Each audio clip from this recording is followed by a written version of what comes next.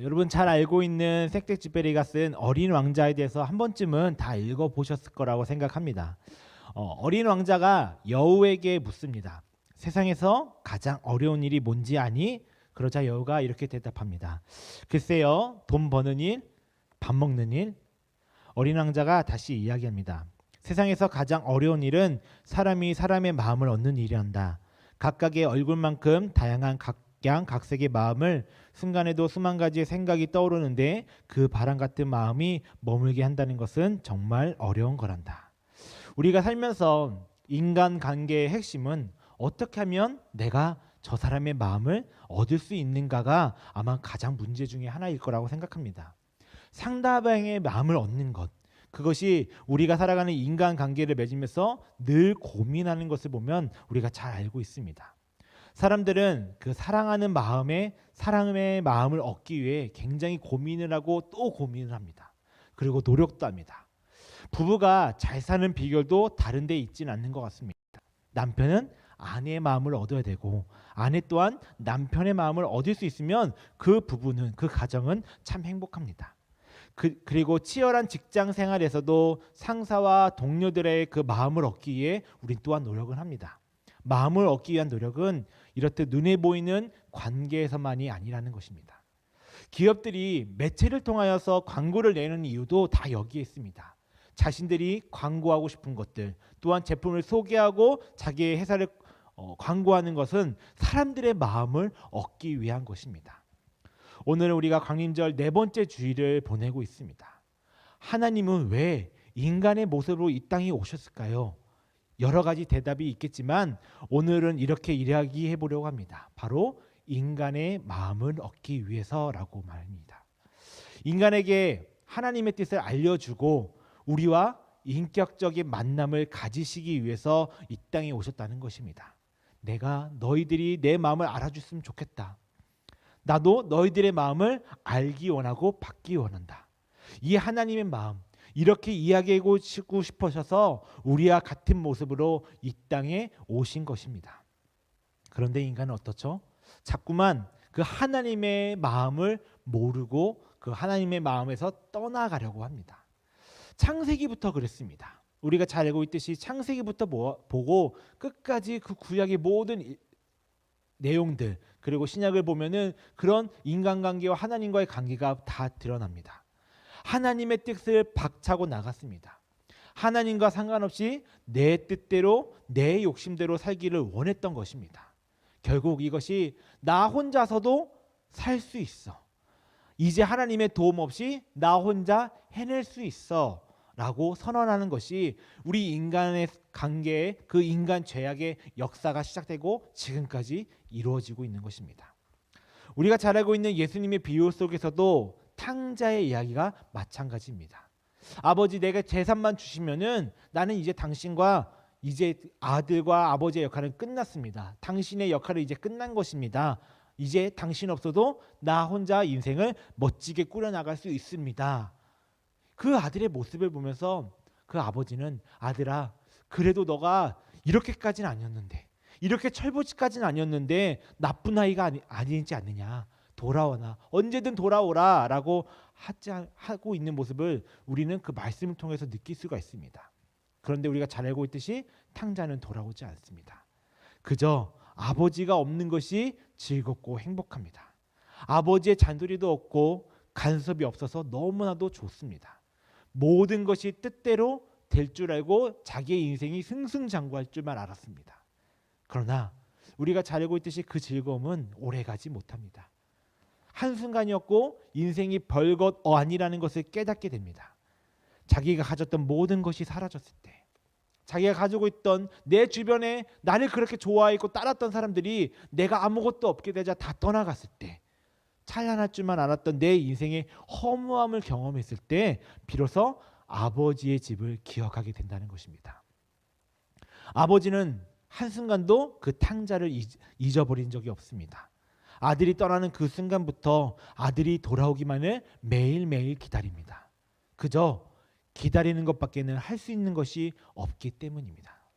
아들이 돈을 달라고 했을 때 아버지는 돈을 주었습니다.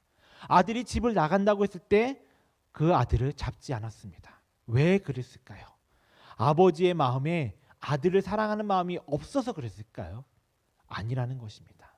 아들이 스스로 깨닫지 않으면, 스스로 자기의 마음을 결정하지 않으면 아버지와 함께하는 것이 얼마나 복된 일이고 감사한 일인지를 스스로 알지 못하면 결코 그의 마음이 돌아오지 않는다는 것을 알고 있었기 때문입니다. 우리의 신앙이 원래 이렇습니다.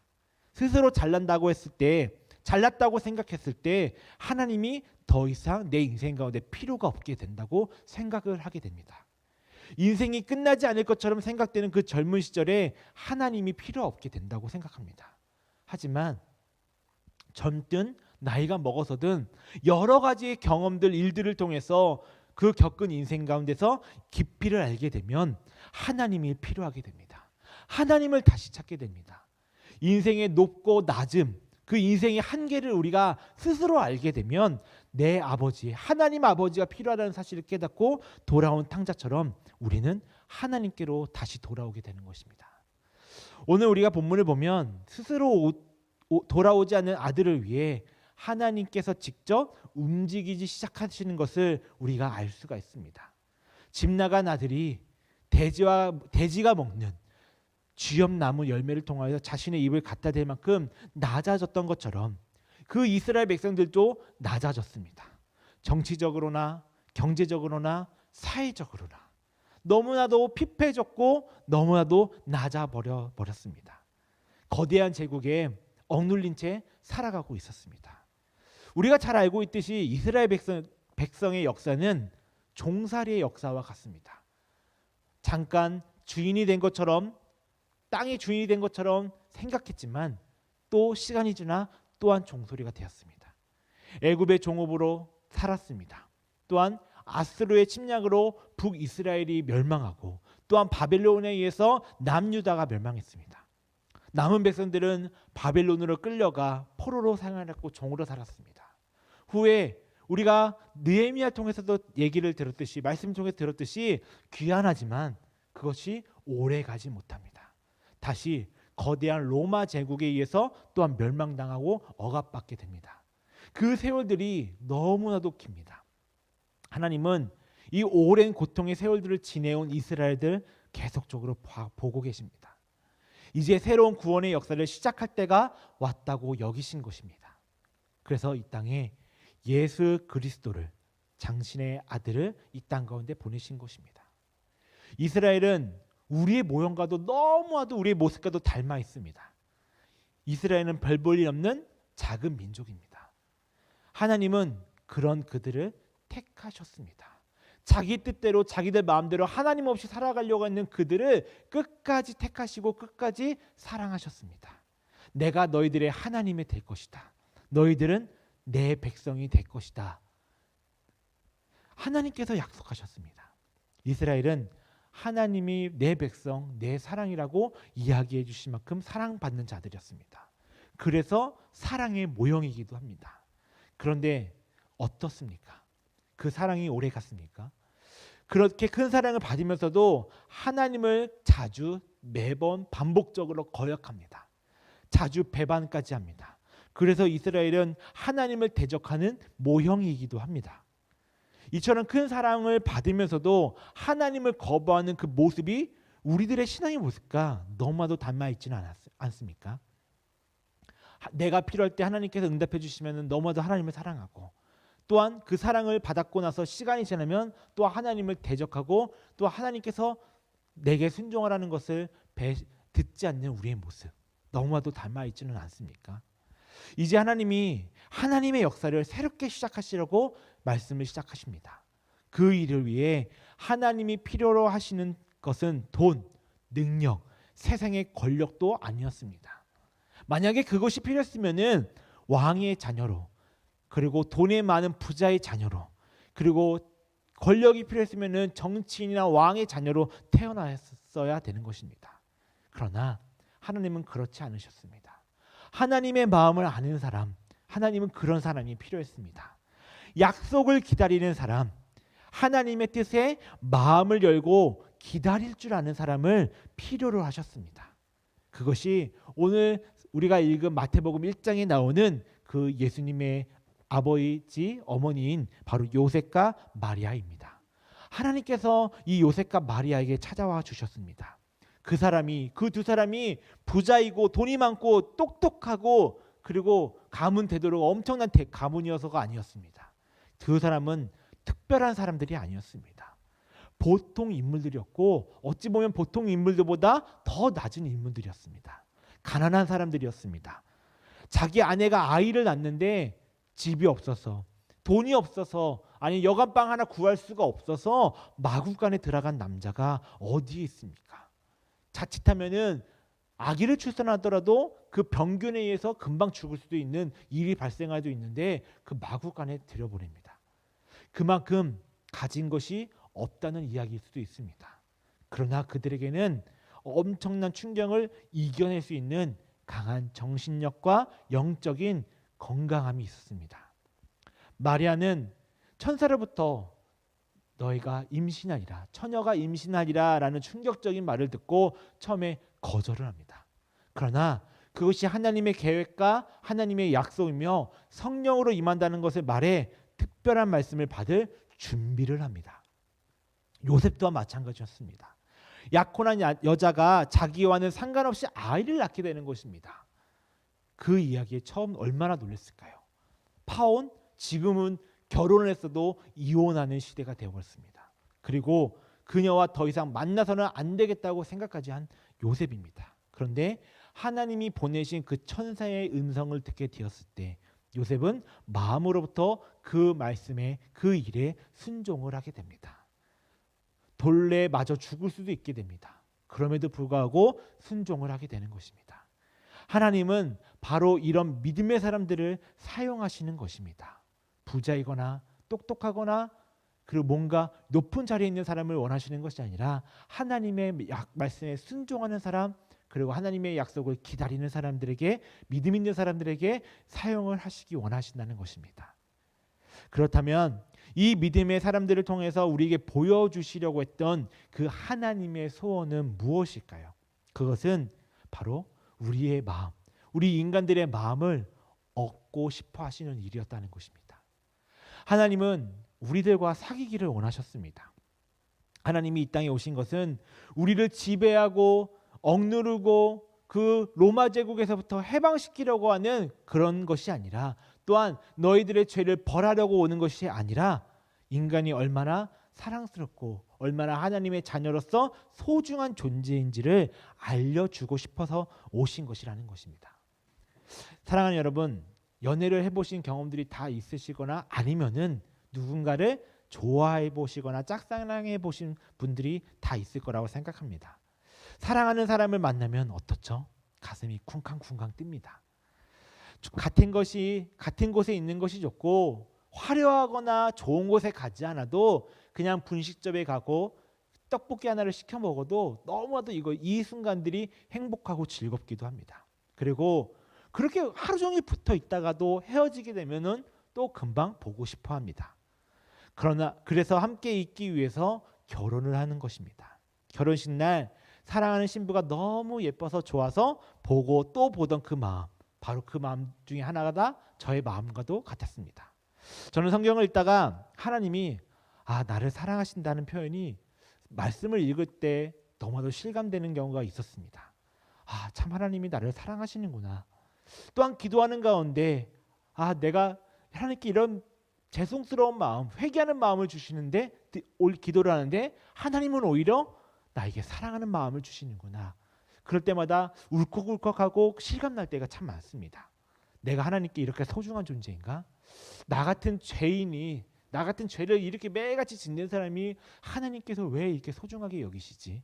생각하며 감격하는 순간들이 참 많습니다. 이사야 62장 5절에 보면은 우리를 향한 하나님의 사랑을 이렇게 표현하고 있습니다. 신랑이 신부를 기뻐함 같이 내 하나님이 너를 기뻐하시리라. 참 멋진 표현 아닙니까? 마치 신부가 만나기를 고대하는 그 신랑처럼 하나님께서 우리를 그렇게 그보다 더 많이 사랑하신다는 것입니다. 사랑에 푹 빠진 신랑이 신부를 넉넉히 바라보는 모습처럼 하나님께서 우리 한 사람 한 사람을 그렇게 바라보신다는 것입니다. 이것이 복음이고 이것이 은혜라는 것입니다. 그리고 이것이 바로 하나님께서 우리에게 보여주고 싶어 하시는 마음이라는 것입니다. 스바냐 3장 17절에 또 이런 우리를 바라보시며 기뻐하시는 하나님의 모습이 있습니다. 그가 너로 말미암아 기쁨을 이기지 못하시며 너를 잠잠히 사랑하시며 너로 말미암아 즐거이 부르며 기뻐하시리라. 하나님이 우리를 보시며 기쁨에 충만해져 노래를 부르신다는 것입니다. 우리만 기뻐서 하나님을 찬양하는 것이 아니라 우리의 기뻐하는 그 모습을 보면서 하나님도 기뻐 찬양하신다는 것입니다. 여러분 놀랍지 않습니까? 눈물겹도록 우리를 사랑하시는 그 하나님의 모습을 성경을 하나하나 천천히 한번 읽어보시기 바랍니다. 그러면은 성경 곳곳에서 하나님의 그 사랑스러운 모습, 우리를 향한 모습을 발견할 수 있습니다. 우리를 이토록 사랑하시는 하나님께서 마리아와 요셉을 통해서 우리에게 찾아오신 것입니다. 우리를 향한 하나님의 사랑을 가르쳐 주시기 위해, 알려주시기 위해 오신 것입니다. 그런데 왜 마리아와 요셉이었을까? 왜 더럽고 냄새나고 그 낮고 낮은 더러운 동물들이 있는 말구유였을까? 대답은 딱 한 가지입니다. 하나님이 인간이 지고 있는 그 삶의 문제를 함께 하시기를 원하셨기 때문입니다. 하나님은 인간의 절망, 그 슬픔, 아픔, 고통, 가난과 죽음의 문제에 참여하시길 원하시기 때문입니다. 하나님께서 내 고통을 아실까? 하나님께서 아실까요? 하나님 제 마음 아세요? 네, 다 알고 계세요. 하나님도 예수님을 통해서 경험해 보셨기 때문에 다 알고 계신다는 것입니다. 보통의 사람들이 그냥 인간들이 힘들어하고 탄식하는 문제들에 그 보통의 사람들이 가지고 있는 그 연약함에 하나님이 동참하시기를 원하셨다는 것입니다. 하나님은 예수님에게 그 경험들을 직접 해보도록 하셨습니다. 인간의 상처들을 직접 당해보고 그 배신도 당해보고 인간의 눈물들을 흘러보도록 하셨습니다. 즉 예수님이 슬픔과 눈물의 자리를 통과해 보도록 그 인간들의 마음을 더 알아보도록 경험해 보시게 하신 것입니다. 그래서 인간의 몸으로 이 땅 가운데 오신 것입니다. 스스로 인간의 모습으로 낮아지셨습니다. 누군가를 사랑해 본 적이 있으신 분들은 다 아실 것입니다. 누군가를 사랑하게 되면 내 자유는 잠깐 내려놓게 됩니다. 내 자유를 잃어버릴 수도 있게 됩니다. 아니, 내 자유를 스스로 유보시키는 것이라고 이야기할 수 있습니다. 자기 스스로를 제한시키거나 때로는 그 아주 축소해버리기도 합니다. 왜냐하면 내가 사랑하는 그 상대방과 같이 눈높이를 하기 원하기 때문입니다. 처녀 때도 그렇게도 아름다웠던 한 여인이 결혼해서 엄마가 되면요, 자기의 아름다움을 돌보기보다는 어린아이를 사랑하고 키우는 일에 모든 관심과 애정을 쏟게 됩니다. 그러다 보니 며칠 동안 머리를 못 감을 때도 있고요, 똑같은 옷을 계속 입고 있을 때도 있고요, 흘린 옷조차도 바로 갈아입지 못할 때가 있습니다. 그런데 그것이 사랑이라는 것입니다.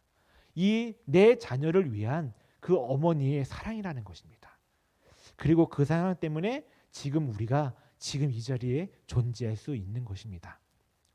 이렇듯 스스로의 자기의 자유와 권리를 포기하는 것이 사랑이라는 것입니다.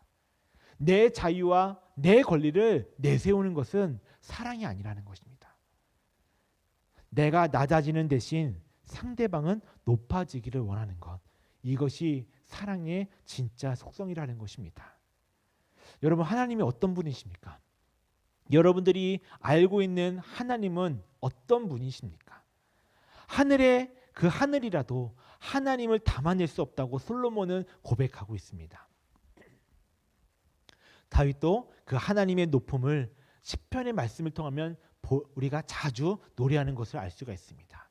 그런데 그 하나님이 우주의 우주로도 담아낼 수 없는 그 하나님께서 우리 때문에 더러운 곳으로 이 땅 가운데 내려오신 것입니다. 이 땅에서도 베들레헴이라고 하는 아주 작은 마을,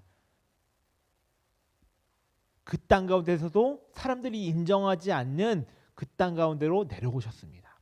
소와 양의 똥과 오줌으로 범벅된 그 마구간에, 그 병균이 욱시욱시거리고 냄새나는 그 마구간에 말이죠. 그것도 장성한 사람이 아니라 아주 연약하게, 아주 언제 죽을지도 모르고 또한 헤롯의 위험을 받고 있는 그 아기의 모습으로 예수님이 이 땅 가운데 오신 것입니다. 창조주가 피조물이 된 것입니다. 가장 비천하고 낮은 자리, 가장 연약한 모습으로 오신 것입니다. 이유는 단 한 가지입니다. 우리를 높여주시기 위해서, 슬퍼하는 우리에게 기쁨을 주시기 위해서, 자기의 인생을 쓰레기라고 여기고 있는, 고백하고 낮아지려고 하는 그 사람들에게 너는 소중한 존재야, 너는 내 자녀야, 내 아들이야, 내 딸이야 라고 이야기해 주시기 위해서, 자존감을 높여주시기 위해서 그렇게 오신 것입니다. 사랑하는 여러분, 인간을 가장 슬프게 하는 것이 무엇일까요? 많은 사람들이 자살하는 이유 중에 하나, 바로 외로움 때문입니다. 그 외로움을 견디지 못하여 결국 자기 스스로 목숨을 끊는 일이 너무나도 많은 시대입니다. 홀로 서 있는 것 같은 그 외로움을 혹시 경험해 보셨습니까? 아무도 내 곁에 없는 것, 아무도 내게 관심을 보이지 않는 것 같은 그 외로움, 아무도 나를 위로해 주지 않고 나를 사랑해 주지 않는 것 같은, 아무도 나를 사랑해 주는 사람이 없는 것 같은 외로움, 믿었던 내 주변의 사람들, 내 가족들, 내 친구들에 의한 배신들, 배반들, 인생의 무대에서 내가 주인공이 아니라 주연이 아니라 정말 이름도 없는 조연처럼, 엑스트라처럼 여겨지는 것을 한번 경험해 보셨습니까? 이러한 외로움이 우리의 삶을, 인생을, 소중한 그 인생을 절망하게 하고 죽음까지 이르게 한다는 것입니다. 바로 이런 인간의 외로움을 아시고 하나님께서 찾아오신 것입니다. 그리고 우리에게 말씀하십니다. 내가 너와 영원히 함께 있다. 너는 아무것도 아닌 존재가 아니라 값지고 소중한 나의 사랑하는 존재란다. 너는 사랑받아야 할 존재란다 라고 말씀해 주고 싶어 하십니다. 여러분, 예수라는 이 이름의 뜻은 구원자라는 뜻이 있습니다. 그런데 오늘 본문에 예수의 다른 이름이 있습니다. 바로 임마누엘입니다. 구원자와 그 임마누엘이 도대체 무슨 관계가 있는 것일까요? 어린아이를 생각해 보면 우리가 쉽게 이해할 수 있습니다. 어린아이가 태어났는데 태어나고 며칠이 지나고 어머니와 아버지가 죽게 되었습니다. 우리는 이런 아이를 고아라고 이야기합니다. 이보다 불쌍한 인생이 어디 있을까요? 사랑해 줄 사람이 없는 혼자입니다. 외로움입니다.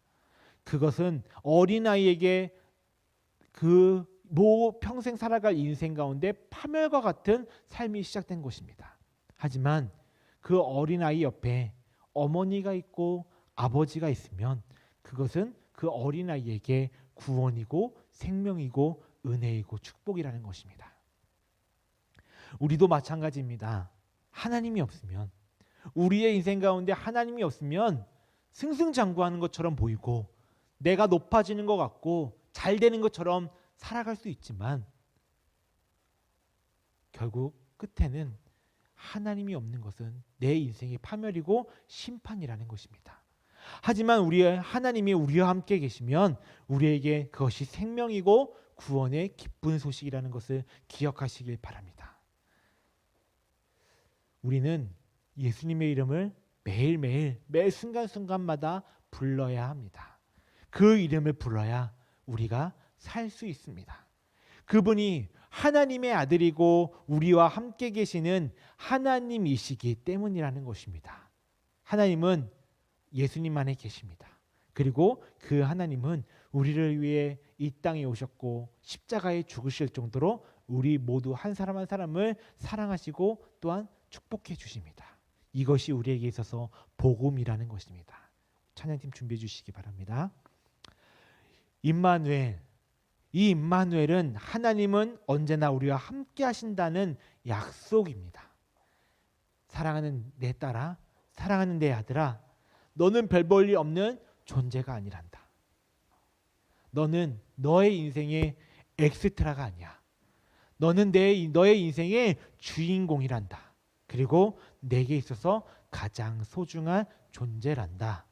이것이 주님께서 이 땅에 오셔서 우리에게 알려주고 싶은 것 중에 하나라는 것입니다.